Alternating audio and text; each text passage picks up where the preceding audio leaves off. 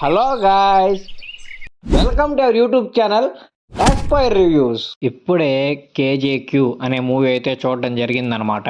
మెయిన్గా movie theme ఏం లేదు, ఒక మనిషికి ఈగో ఎక్కువ అయిపోతే అది ఎంతకి దారి చేస్తుంది అనేది మెయిన్ థీమ్ అనమాట.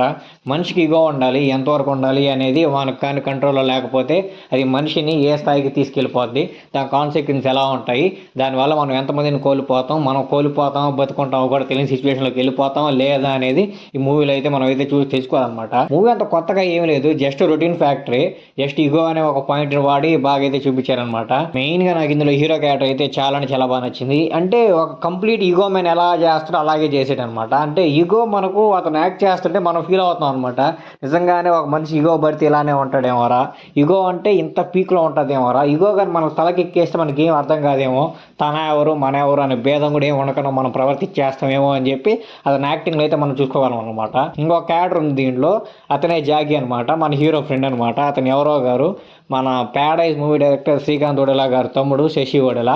ఆయన కూడా యాక్టింగ్ నాకు చాలా న్యాచురల్గా అనిపించింది. అంటే ఆ మనిషి బతకాల వద్ద సిచ్యువేషన్లో ఉంటాడు అనమాట. అప్పుడు ఒక అమ్మాయి బతుకంటే ఏంటి అని నేర్పిస్తుంది అనమాట.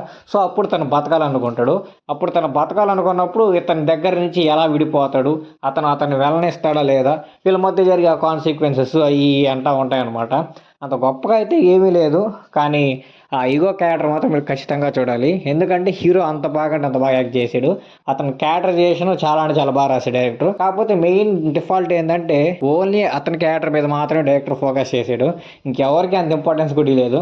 అంత ఇంపార్టెన్స్ ఇచ్చినా సరే ఇతన్ని చాలా అయితే ఎలివేట్ చేసినట్టు నాకు అనిపించింది. మెయిన్గా విలన్ దీంట్లో ఈగో కాబట్టి హీరోని ఎలివేట్ చేశాడేమో, కాకపోతే అతను అనుకున్నది ఏమనుకున్నాడో కానీ తీసింది మాత్రం నాకైతే ఎక్కలేదు.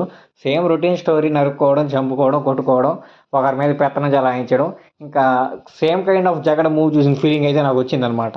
కాకపోతే జగడ మూవీలో అన్ఎక్స్పెక్టెడ్గా రామ్ అయిపోతాడు, దీంట్లో వాంటెడ్గానే ఈ హీరో అయితే అవుతాడు అనమాట. సో చూడడానికి వాళ్ళు అయితే చూడండి, అంత గొప్పగా ఏం లేదు కానీ వన్ టైం వాచబుల్.